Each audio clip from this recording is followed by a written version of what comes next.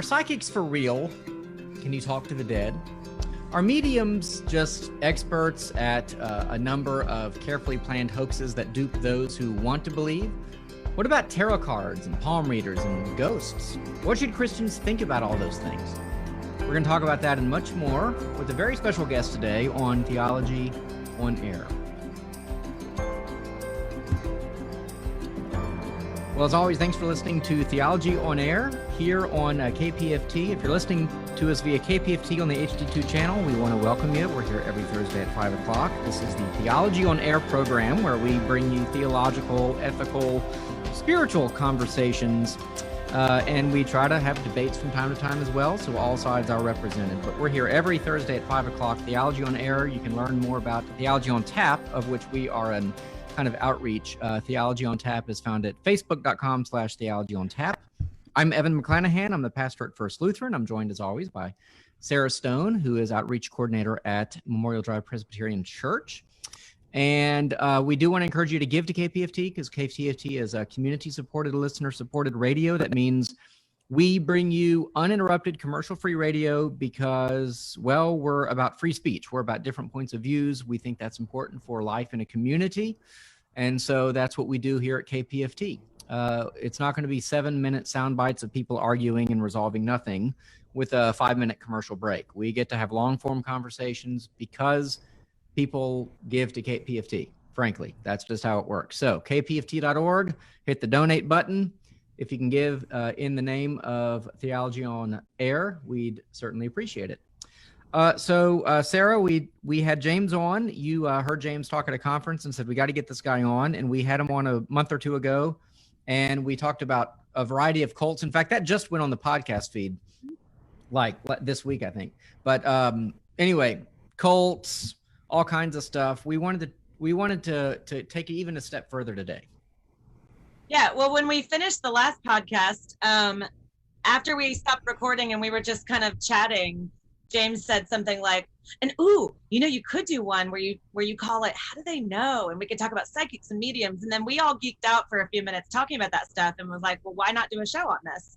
So, yeah, I think it'll also just be a change from this sort of quasi-political stuff we've been talking about, which I think will be nice. So James is an expert at everything. Well, everything I've heard him talk about. So I'm excited to have you back, James. Yeah, I try to be an expert on everything that's not true. Oh my gosh. Someone's got to do it. That's funny. Yeah, somebody's got to. Yeah, I think our listeners will just be happy that this is not going to be a controversial show. Although it could be that all the tarot card customers out there are going to be crestfallen when you reveal how that's done. But why don't we just kind of jump in with, say, mediums and psychics, right? I don't know if the Long Island medium is still on TV, but every now there's always like some medium on TV who's able to do cold readings, who's able to go up to a person and say, I'm talking to your loved one on the other side, and this is how they died, and this is what they want to say. If they're not from Long Island, then they're from Nebraska or something else. So who are these people? What are they doing? And what do they have to do with the Witch of Endor? Anyway, no, maybe not the Witch of Endor thing, but what are these mediums doing and how do they work? And can they really talk to the dead? Because in the Bible, it does seem like that's possible that some people can do that.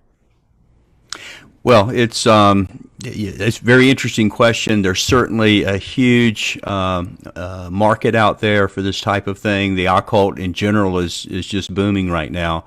And most of what happens in the area of the occult, and especially when it comes to mediums and psychics, is kind of three areas that they go to try to connect with people. And these are three really, legitimate human desires and needs, and that would be in the area of finances and relationships and health.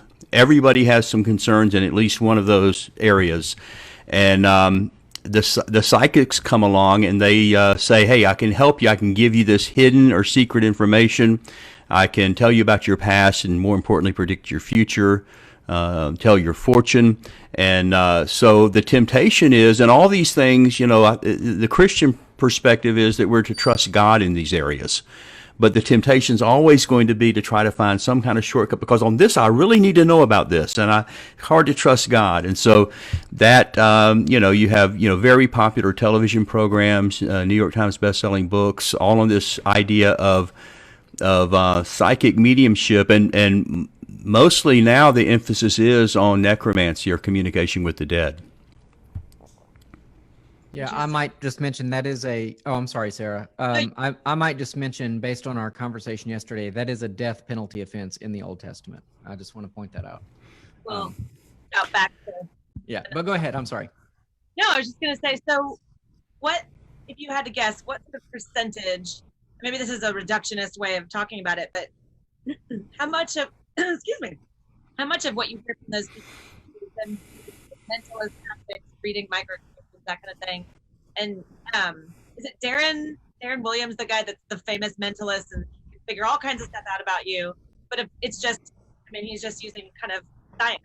How much of it is that? How much is actually dipping your toe in the hole? I don't have any kind of scientific way of looking at it. I have been studying this, as president of Watchman Fellowship. We're an apologetics ministry focusing on alternative faiths and new religions. We do a whole lot in the area of the occult and psychics in particular. And, just my looking at my guess, if I had to give an educated guess, I would say at least 90% of what we see out there is some type of trickery. These people, some of them are just great actors, actresses. They are able to do a variety of things like cold reading. I'll tell you more about that later and how that works. But in some cases, it is what we would call warm reading, when they actually do research. If I'm going to do a psychic reading, I have your Facebook page, I own you at this point, because I can tell you all kinds of things about you. And there's documented cases of psychics using even hiring private investigators to do research on wealthy clients. So my raw guess is that there's 90% is the type of deception that's fraudulent. Most of them in that category, I would guess, are going to be open-eyed psychics, meaning that they know that what they're doing is a fake and a trick.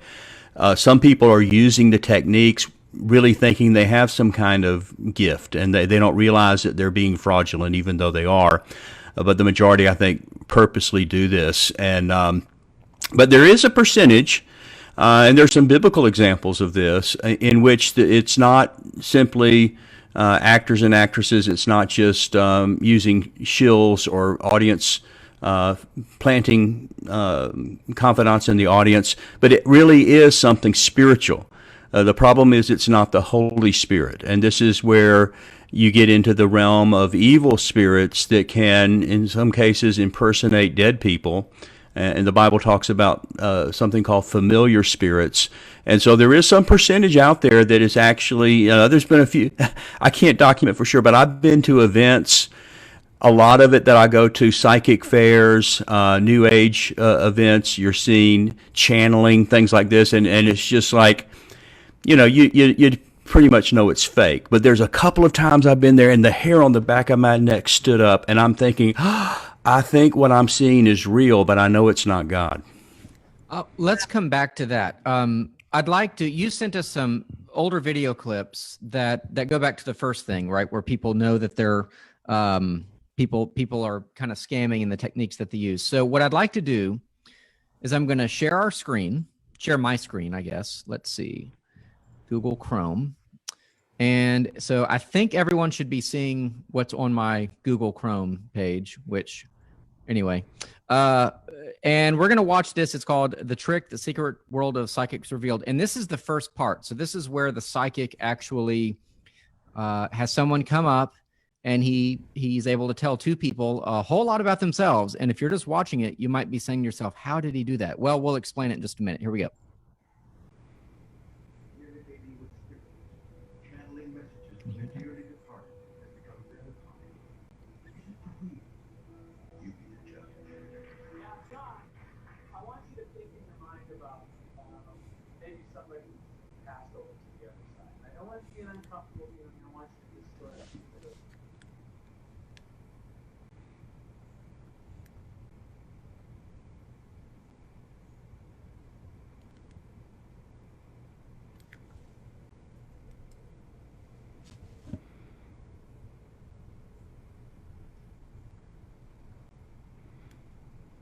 I'm being told people you can't hear it.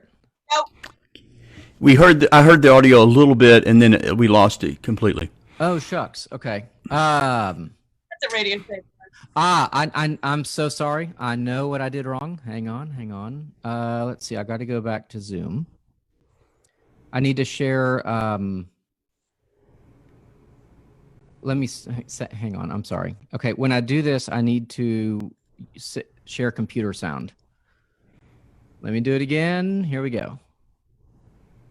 Spirits, channeling messages from the dearly departed has become very popular. Is it for real? You be the judge. Now, John, I want you to think in your mind about maybe somebody who's passed over to the other side. And I don't want it to be an uncomfortable feeling. I want you to just sort of consider it. And I'll tell you what I'm picking up, okay? First thing I'm thinking about is, you know, it's been some time since this person passed over. Is that true? And this person was taken out really quick. It was totally unexpected. It wasn't a long illness. It was, yeah, it was a car accident. Car accident. See, I'm sorry, but stay with me, because he has something he wants to say to you. I just have to kind of get around to it. So, car accident, and I get the number 7 and 8. That's how close the two of you were, because it was a team that you were on. Yeah. You were 7 and he was 8. Actually, I was 8 and he was 7. Okay, yeah. So that Little League. Okay, that's what I was getting, because I was seeing something that was that he's asking you to remember. Okay, and it's a very specific thing. He really wants to know. He wants to know if you still have the baseball card that he gave you. Is that making sense? There was a baseball card. Yes, there was a baseball card. You still have it? Well, he's happy that you do. Thanks for helping me out. I hope I didn't... That communication with the other side was pretty convincing, wouldn't you say? Let's watch another. There's some like unfinished sort of almost spiritual business going on. Like there's somebody looking over your shoulder, and you... Yeah. Is that true? Don't tell me. Let me. It has to do with a family member who passed on. And again, I don't like to get too into this, but would it be your grandfather? Yeah. So very strong personality, very strong-willed.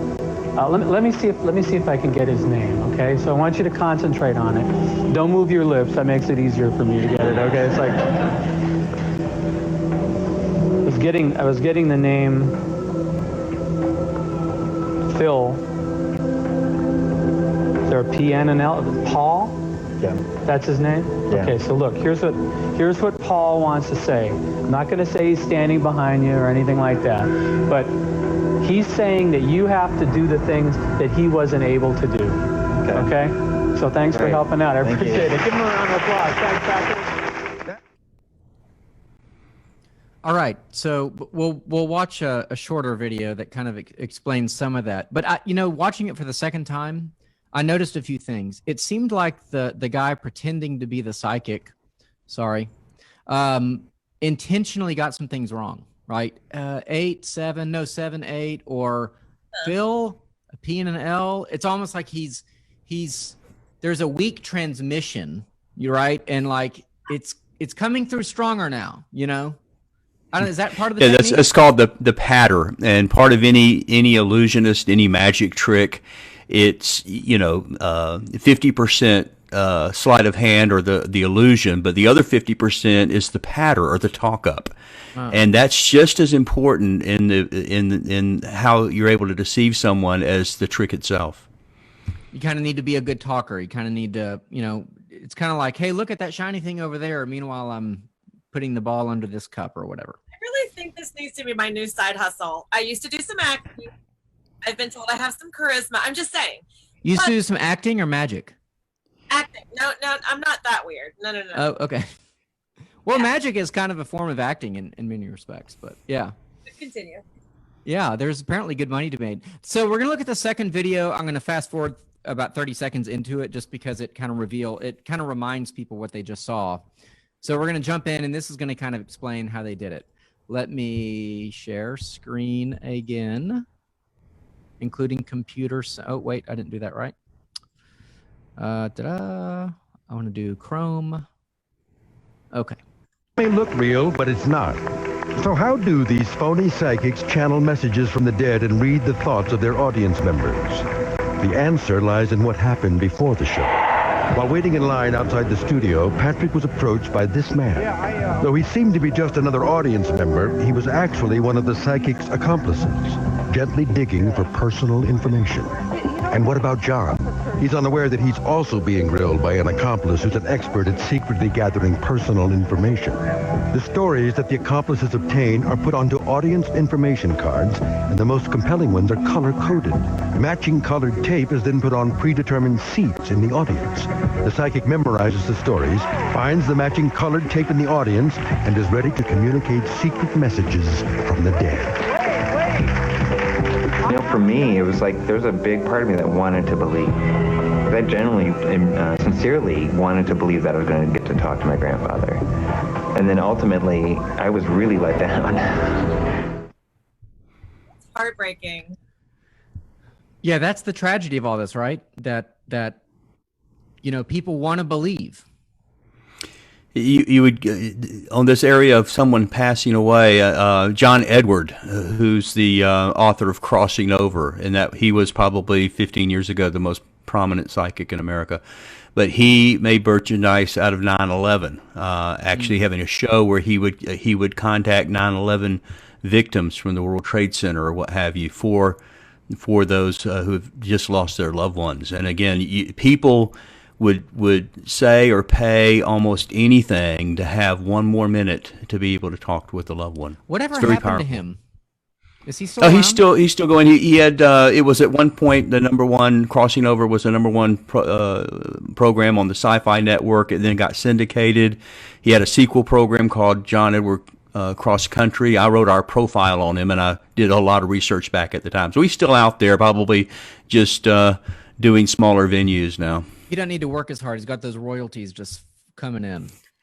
Right. Yeah. Wow. Or he's $1,000 an hour psychic to the stars. So you only need to work one day, doing that. Yes. Okay. Yeah. But some of the things they do on that video are there's no secret to it at all. It's literally people pretending to be a fellow audience member, having conversations, getting information, and then relaying that to the psychic beforehand. So be very careful who you talk to in the lobby if you go to one of these shows. Unfortunately, Evan, it's not limited to just the occult and the world of the psychics. In the worst examples of Christianity, you'll find people like Peter Popoff, who will also do psychic readings, but he will call it something else. But he will go out and know all kinds of things about you. James Randi, who is a atheist who debunks a lot of the faith healers, went in with a scanner to one of his big crusades where he was knowing all kinds of things about people. But the radio scanner picks up a frequency, and he gets actually Peter Popoff's wife comes over the airwaves saying, no, the one on the next row, her name is Wanda. And he said, yeah, your name is Wanda, isn't it? He knows her doctor and all this kind of stuff. And they got that all on tape and actually confronted him as a part of an interview where they played the tape, and this is your wife's voice telling you who to talk to next, and this is how you did it. And he just said, I believe that the Holy Spirit can use electronic devices, something like that. So, but again, you can find, so-called Christians also stooping to using fakery, trickery in order to deceive, and actually, I think there's a financial motive as well. On Netflix, there's a show called An Honest Liar. It's Yes. about James Randi. So if anyone wanted Yes. to watch that, I assume it's still on Netflix. And Also on Netflix is the American Gospel, which is fantastic. It's mostly Yes. about prosperity gospel kind of stuff, but it's quasi-hosted by Benny Hinn's nephew, who's out of the game now, but he talks about the ways they would, if they saw someone actually had something physically wrong with them, they would not have them come to the front for faith healing because they knew that. Yeah. who does Have go you to seen the front for sequel faith? to that? Have you seen the sequel? I know there's a sequel to American Gospel, but I've not seen it yet. No, but I'll check it out. Oh, okay. Sorry, Evan. So no, I was asking about that, right? It does seem like they heal people, right? What's going on there? When you say Sarah, Well, let me give you an example from James Randi. He noticed that a lot of people, it was very graphically powerful of having people come up towards the stage in wheelchairs, and at some point having faith and taking their arm and pulling them out of the wheelchair and having them actually walking up and down the aisle. It's just amazing. But Randy said that and again, he's also was a professional magician for many, many years. So he's watching this with the trained eye of an illusionist. And so he's looking for how they do it. And he noticed something. All the wheelchairs were identical. And usually people are going to have custom, it's not going to be, but they're all identical, like from the same hospital or something. So what he found out was these were actually rental wheelchairs. And what they would do is when the lines were backed up for blocks to get into the auditorium, people would be there and they would be getting tired, and the workers would offer a wheelchair to help out these people. Would you like to sit down here? And if you sit here in the wheelchair, we can also wheel you up to the front. And so they may have had a problem with their back, or they may have had, a weakness in their leg, but they knew they could walk because they walked up to the building. So they knew they'd be able to walk when you pulled them out of the wheelchair. And they never break away to say, oh, by the way, I walked here. It's just the miracle. It's the visual, the optics are just very powerful. Man. So, okay. Is that same kind of trickery being used when people get their palms read and have tarot cards go get their read? The psychics will almost always use a prop, whether it's tarot card or whether the prop is the stars, that's astrology, or whether the prop is the reading of the palm. To be honest with you, Sarah, you could get the same reading wearing gloves. What they're doing is it's a psychic reading. It has nothing to do with the prop. And you can see this in the area of tests that they've done with astrology, when they will mix up all the horoscope definitions. And then you read your horoscope and it's an exact right hit. Well, it's worded in such a way that it's going to work regardless of your background. You're very shy but extremely outgoing. Yeah. Which is it? That you're going to hit that person, whichever it is. I'm glad you can do it with a glove on, because in this era of COVID-19, you're really not supposed to have exposed hands. So that's good to know. Yes. You mentioned astrology. Will you talk a little bit more about that? Because I was actually just having a conversation the other day that, astrology, there is a holdover from the Bible. You look in Daniel, or even the Magi that came to see Christ are sort of the last of what we find in the Bible of some kind of astrologist. Can you talk at all to that? Like where did that deviate from something that maybe honored? Well, yeah, in some cases, God reaches people, despite what they're doing, not because of what they're doing. So you don't want to take everything in the Bible that is descriptive and make it prescriptive. So that I think that's part of what we're looking at. But there's in a very real sense, the heavens do declare the glory of God, and so there are things about the stars and the cosmos that actually are there to point to God. So there was a star, the Bethlehem star was there for a purpose, and that was of God. But again, to use those same things to try to do divination, where you're predicting the future, when the biblical, if you want to do prophecy and tell people's future, the Bible is pretty clear in Deuteronomy 18 that you have to be 100% accurate. And back to the subject of last week's podcast, the penalty in the Old Testament for making a prophecy and getting it wrong was they would rock you to sleep. So we don't, this is something that God is very serious about, to make those kinds of claims, and then you better know that you're speaking for God and that you're not just doing a reading. So James, what you're saying is that I need to go over to Montrose to that tarot card reader and execute somebody. That I would say that that's not our responsibility to do that. Okay. We are not Okay. under the Old Okay. Testament Okay. theocracy at this point. So, All right. Okay. no, I want to. What we try to do at our ministry, and what I encourage people to do, is to reach out and try to share the gospel. And you find the famous case in Acts 16 where you have a professional psychic. This is the one that had the encounter with the Apostle Paul. She was making tons of money for her owners. She was doing fortune telling. But but when you read the text between the lines, she was a slave. She was in bondage. And, I would have loved to know the backstory of what were the events that led up to her to be so desperate to seek out this lifestyle. It turned out in her case, it wasn't trickery. She really had a spirit. This Acts 16, she had it says spirit of divination, the actual Greek word there, pneumoputhonos. She had a spirit of a python. A Pythian spirit. Ironically, the most famous psychic of that day, the Oracle of Delphi, also was said to have the spirit of the python. And so Paul actually cast out this demonic spirit from her. So again, I think the vast majority of what we see probably are deception in the area of trickery, fakery. But there are some that are actually unfortunate spiritual oppression, or even perhaps demonic possession. Is the spirit of the python like lizard people? Because apparently the entire United States government is run by lizard people, and I just want y'all to know. Do you know about the terraforming? Have you done the research on that? No, I don't know about that. But that's part of the reptilian. I did watch the remake of Unsolved Mysteries on Netflix this week voraciously because I'm a huge Unsolved Mysteries fan. I've played the soundtrack all week on YouTube. It's amazing.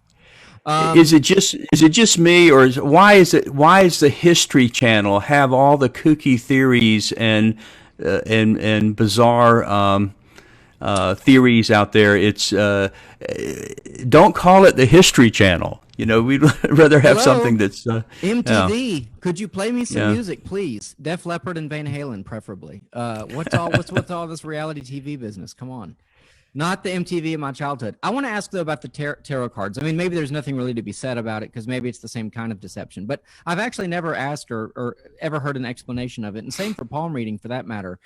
Is it just one of those situations where whatever card they turn up, they're gonna have a reason for it or an explanation of it, and you know what I'm saying? Like, because the tarot, I mean, I don't really even know what's on a tarot card, but it's like different images of like a skeleton. Yeah, and it's also vague that a lot of it falls on just kind of like the guy that was in the NBC clip.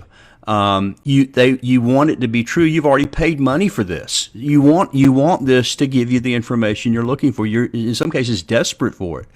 So you tend to mentally fill in the blanks of whatever that person's saying, and you're kind of doing your own reading when the psychic's just providing the cards and throwing some generalities out there. So, you could use an example of that, like, I could read your palm and tell you this line. I make it up, just making it up, but this line deals with your occupation, and I see that there's it's extremely unusual, this particular line, and there's something about your occupation. Well, see, everybody, Evan, is either employed or unemployed. If you're unemployed, well, there you go. I saw it in your hand. You had an occupation problem. If you're employed, the kind of human nature of that, most people have some type of stress related to their job, and it usually relates to people at their work.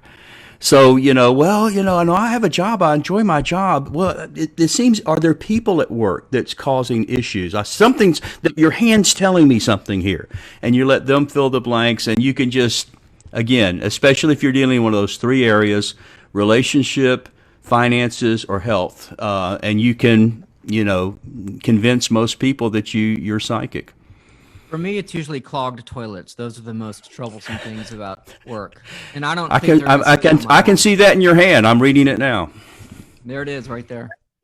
So here's the question then: if 90% or more of this trickery, then is it wrong? And when I say wrong, I mean just morally wrong, unwise for Christians to play with this. So you go down to Kima, which is you know what Kima is.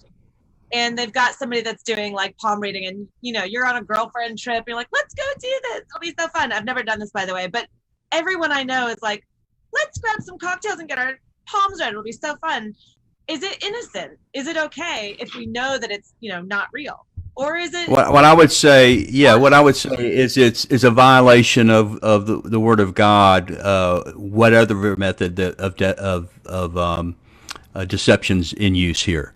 So one of the things is, even if you're absolutely certain that this psychic is doing trickery and it's not an actual case of the demonic, the way it works is when you keep dabbling in this area, what happens if the next time you do hit something real, something spiritual? It's kind of like fishing. You keep throwing the lure out there with nothing. One day you get something on the other end of the line that's alive. And so when you're playing Russian roulette with the spirit world at this point. So, and you're opening yourself up to deception, whether it's from the demonic or whether it's from natural sources. There are famous cases out there where hundreds of thousands, even millions of dollars have been lost to people that are practicing psychic, divination, because the people that went in just went in for fun, probably, but then they ended up getting hooked in it. And there's something about all the area of the occult that there's an element almost like an addiction that goes with it. So even people that know it's wrong, I mean, they tell you, they can read you Deuteronomy 13, they know what the Bible says. They say, James, I just can't stop. And so do we really want to take that risk and to be dabbling in this? No, I heard. Yeah. I'm curious. You mentioned James, I think James Popoff earlier, but some of what you're describing, does go on in the charismatic movement generally. I mean, and one of the reasons, if I'm talking to someone, for example, about speaking in tongues and other prophetic utterances and stuff, and I'm what you would call generally a leaky cessationist, right? So I think that there is no more prophecy. There are no more prophets. But I think that tongue speaking is possible, healing is possible, etc. But I don't think there are any more tongue speakers or healers per se. They can't do it on demand. Where is the line, though? Right? Like, where is there a biblical place or something that you would look at where you would say, okay, if this is going on, that could be a doorway to the demonic? For example, when people speak in tongues today, what they're really doing is kind of babbling nonsensically. They say it's a language of heaven and they don't know what they're saying. And they're like, yeah, but God understands. That's what people call tongue speaking. I don't think that's what the Bible says. But is that wrong? Does that open a door to the demonic world as well? Or is that overstating it? Well, I mean, there's solid, Christians out here who love God, love His Word, love the Bible, that do believe that tongues are a gift for today. And I see well, I don't agree with that. I do certainly see examples of people who are very balanced in their theology, in their Christian life, in their practice, who do not use this as a way of getting involved in spiritual error. So I wouldn't want to, basically suggest that if you believe that, you're setting yourself up. Even in this area of healing, which also comes out in that American Gospel video quite a bit, this idea of, is healing for today? Are there faith healers? Can Benny Hinn heal me? Things like this. I think that there's a balance here. You don't want to put your faith in a faith healer. You don't want to put your faith in your own faith in faith. You want to have faith in God. But the pendulum can swing way too far on the other example. There's churches out there where they believe that God is a God of miracles, but the last time God did a miracle was in the 1800s or something. So, that's almost like a functional atheism or something. We don't want that. We want to believe, I believe that God not only can heal and does heal. I think I've seen some examples of that in my life, but I don't believe in the faith healers. And I believe that God is sovereign and can choose to answer our prayers and can heal. But I don't think that we can demand that by having faith in our own faith. And this is, you do see a lot of parallels with it, with the world of the psychics and some of the psychic healing as well. I want to clarify a couple things. First, just to our listeners, Theology on Tap leadership probably falls all over the spectrum on this, as far as being continuationist, cessationist. Those are just fancy terms for what is the Holy Spirit. Yeah, so much about for not being controversial in this program. Oops.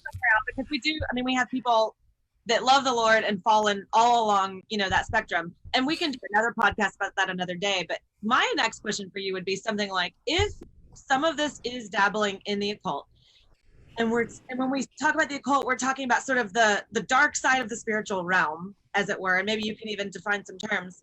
Can you give us kind of a completely packaged either definition or description of what's happening in this spiritual realm? Because if we talk to people about angels and demons, they think we're kind of crazy, but we believe they exist. How would you kind of give someone like, here's what I believe is happening in the spiritual realm? Do you understand what I'm asking? Not exactly. Share a little bit. I'm talking to a lot of people that are not believers. And I'll talk about something and I'll mention like the enemy or the devil or Satan. And of course they think I'm crazy. So if I wanted to give them a 1 minute description of what Christians believe across the board is happening in the unseen world, how might I describe that? And then of course, where does that intersect with some of what we're talking about? Yeah.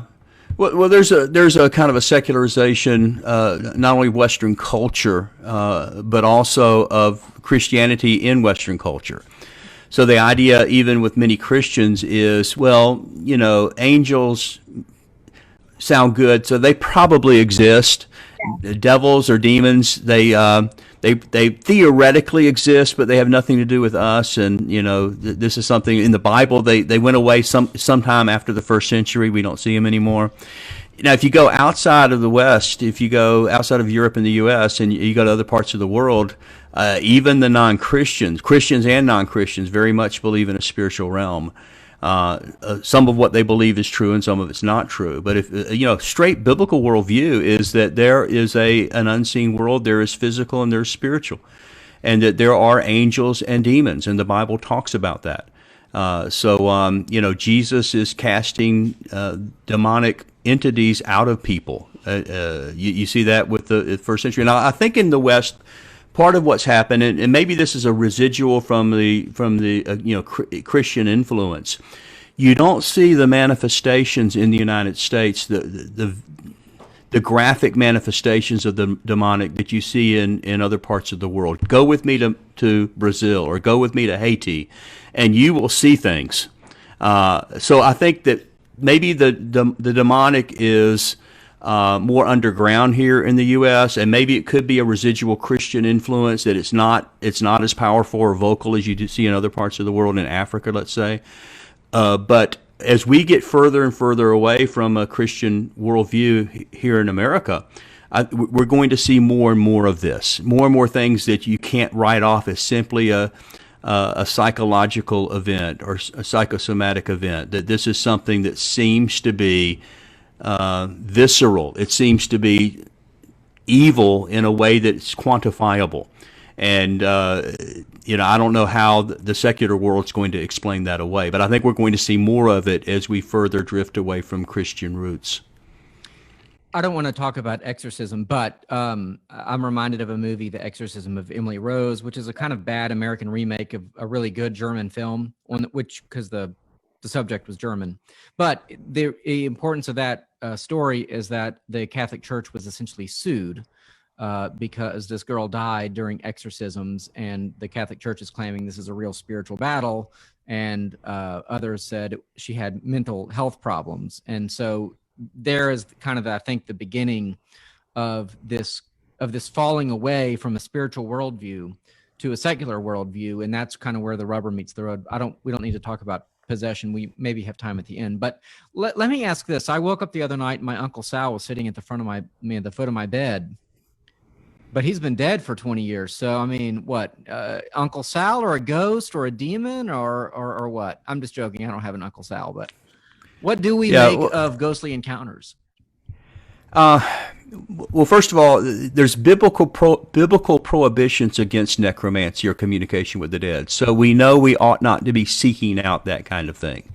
Part of the problem is because of the demonic realm, you're very open to deception at this point, because you can have a demonic spirit which is very familiar with your Uncle Sal, has existed for thousands of years and can basically impersonate a dead person and be very convincing.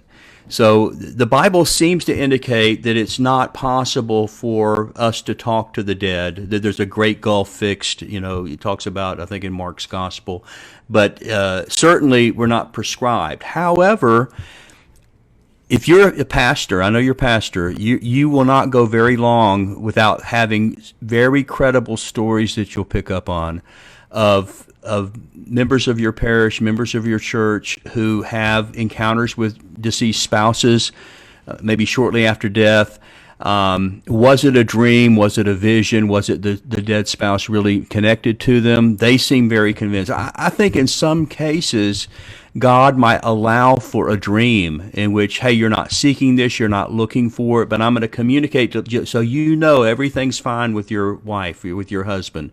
I'm going to allow you to see this dream. I'm going to allow you to see this vision. But I don't think that you're actually communicating with the dead person at that point. The only biblical exception to this that I'm aware of might be the encounter with the psychic of Endor with Saul, and that seems to almost to be the exception that proves the rule.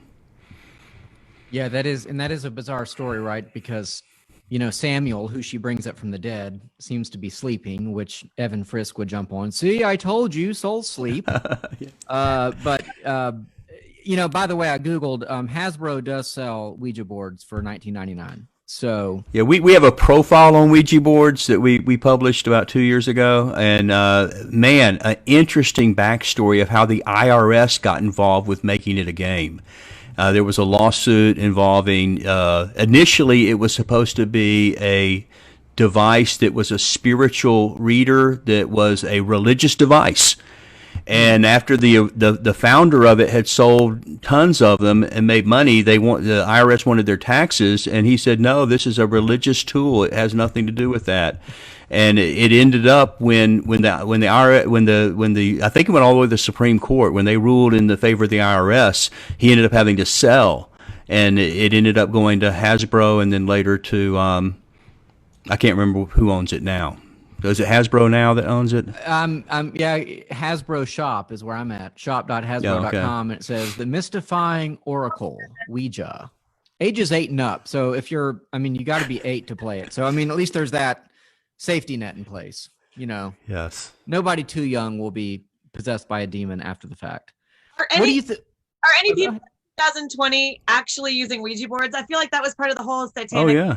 Back in the day. Is that still a thing? Oh no, it's real popular. There's movies come out recently, Paranormal Activity, 7-8 years ago. It's still very, very popular in the culture, and I think it was Parker Brothers. I think it was the #1 game at Parker Brothers for years before they sold out to Hasbro. Can I ask a dumb question? Do they work? Is it possible that it would be a way of channeling, that a demon would sort of use that as an avenue to communicate and deceive? If you believe that demons exist, then it's always a possibility. You know that the person using it is sinning if they're trying to make contact with the dead, which is the whole premise by which it works. You're contacting and getting information from deceased.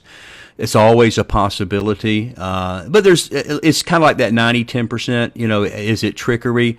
There are studies that have been done about how you're subtly putting pressure that where the alphabet letter is, and it's not magically getting there by itself. You're actually forcing the answer that you want.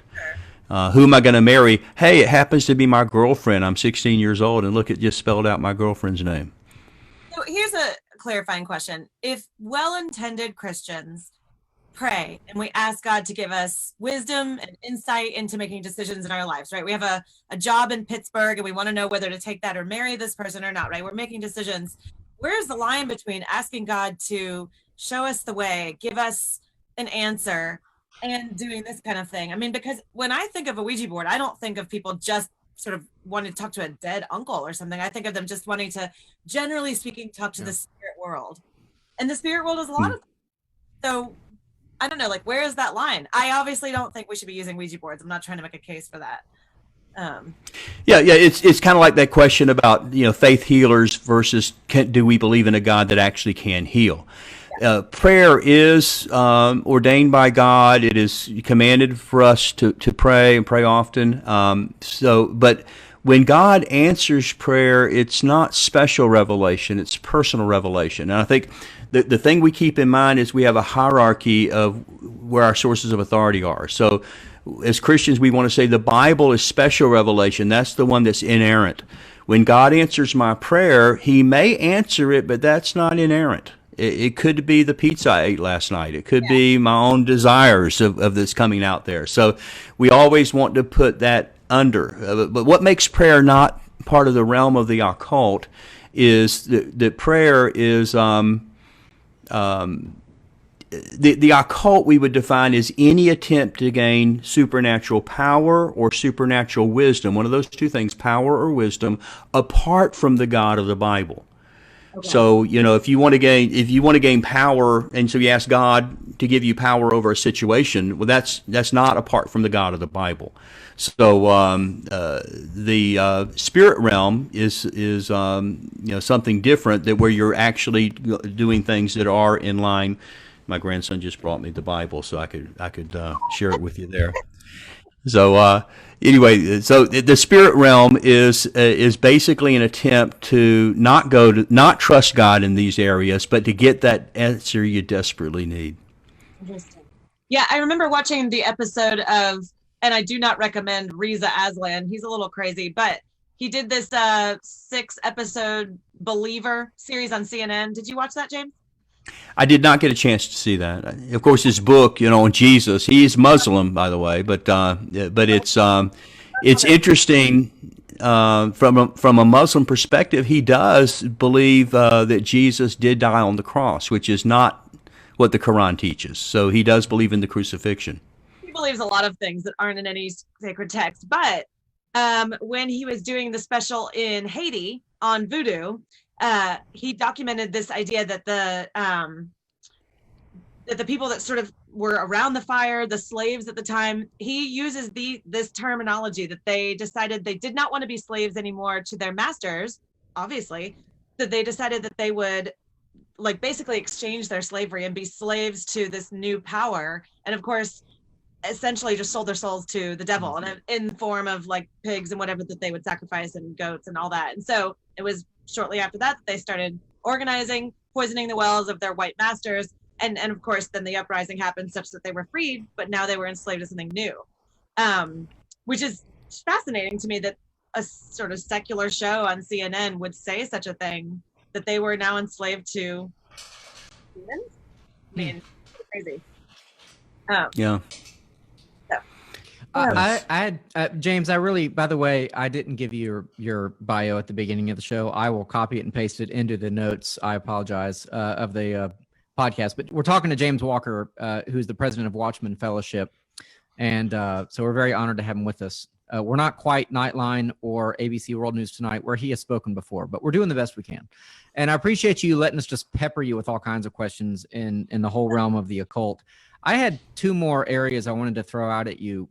One is UFOs. I don't know if this is anything you've ever talked about, and it normally it would sound really strange, but there are people who say the whole UFO ET thing is another example of demonic activity. So I don't know if you have any thoughts on that, and then I had one more, but. Yeah, it's a tough topic. That might be a whole good podcast sometime. We have documentation on hundreds and hundreds of religions. A book I wrote has 1,700 religions in it, all cross-referenced. Quite a number of those, a couple of dozen perhaps, are religions that are tied to some type of alien manifestation. So they're in contact with UFOs or some alien beings or channeling aliens, something like that. So, there's a whole area of religions that actually came out of that, which is a whole separate question. from a Christian perspective, can God have created life on other planets somewhere, and could they theoretically interact with us? I think that's a good question to ask, and I don't know that the Bible answers that question. But to have religions that were founded on this channel information and stuff like that's to me, the bigger phenomena. So could it sometimes be demonic? A number of evangelicals who've written on the topic do hold that out. Especially if you're dealing with third type, close encounters of third kind type encounters. And there's also quite a bit of parallels between that and false memory syndrome and information that is learned through altered states of consciousness. There's a common kind of background of people who have had alien UFO abductee stories, that they're able to regain those memories that have been lost through some type of counseling, lost memory syndrome, and that you see in other areas of the satanic panic scares of the 1980s and things like that. So when a person's in an altered state of consciousness, they are vulnerable to be able to have ideas planted in their heads. Hypnosis is probably the closest thing we see to that. I can hypnotize Evan, tell him he's a dog, and perhaps he believes me. But so yes, so what kind? When you're having people that have seen UFOs, is it false memory syndrome? Is it real? Is it actually that they've had contact with an alien civilization? Or is it something that's real, that's spiritual, but it's not coming from God, that it's some kind of demonic deception? I think all those are valid possibilities. Can I interject? I mean, so we're talking about all these things. Could it be this? Could it be that?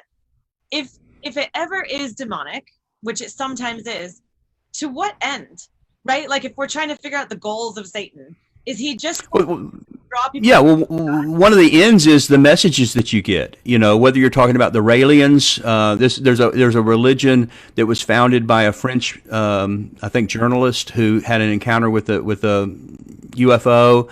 They have actually built in Israel an embassy for aliens to make when they make contact. They have the embassy already built for them there.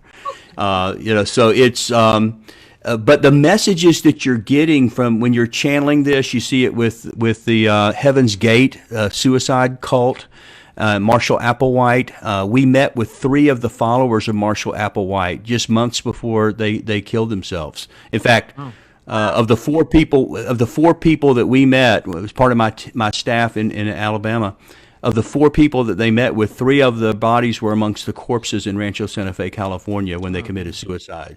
So the message that you get is very much the New Age message of the New Age. It's like the aliens want you to tell you that you have unlimited human potential, that you are God manifest, that you are the I am. You're getting the same kind of message that you get there that you get when you go to the metaphysical bookstore, or that you're hearing from other competing religions.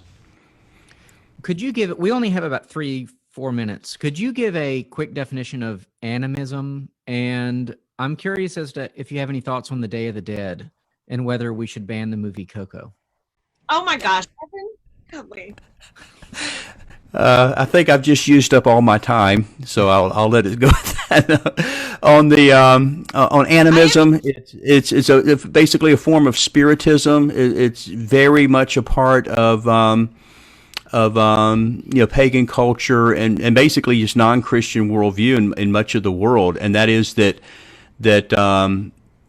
trees, plants, inanimate objects, mountains have spirits in them. And that these spirits control aspects of our lives, need to be appeased or even communicated with, and it's really, from a Christian perspective, kind of a form of idolatry. And so that's my understanding of animism. And what was the other? Day of the Dead? Yeah, I mean, what is the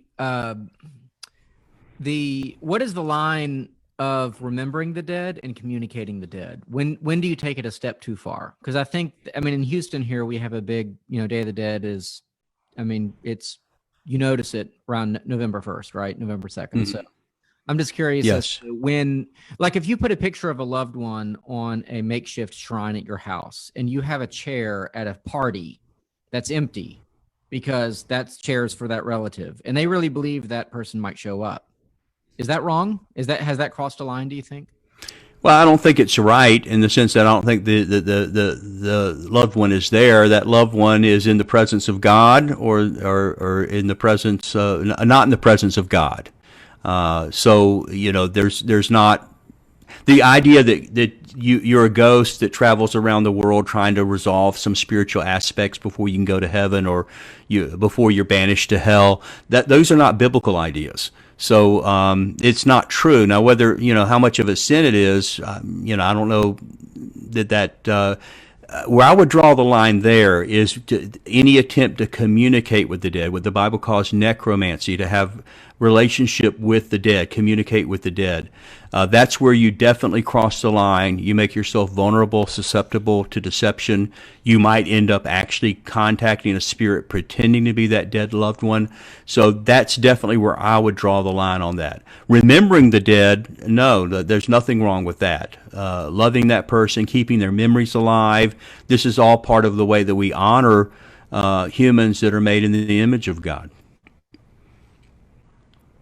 Sarah, I've probably taken up more of my time. Do you have any last thoughts or last questions before No, we I think you should remember me as our outro music.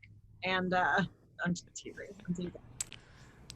No, I haven't any other questions, but for another day. Okay. Well, James, I want to thank you really again very much for joining us. It was really interesting, and I appreciate you again letting us just kind of pepper you with all kinds of questions. I mean, it was all over the map today, but hopefully we've given some people some kind of context for thinking about, what they should be dabbling in and what they should not. Don't visit any voodoo shops. We would certainly say that, and watch out for the Ouija boards. And really, I think the main message is trust in God. Trust in God's provision. Yeah, that's it. God for your. Any of those topics too on our website at watchman.org. We have a lot of free sample profiles, and just about everything we've talked about. We have a whole 4-page profile on psychics, a 4-page profile on Ouija boards, 4-page profile on the Long Island medium, a 4-page profile on just about anything we've talked about. You can go hypnosis, anything like that. You can go read our profile and kind of take it to the next level in your research.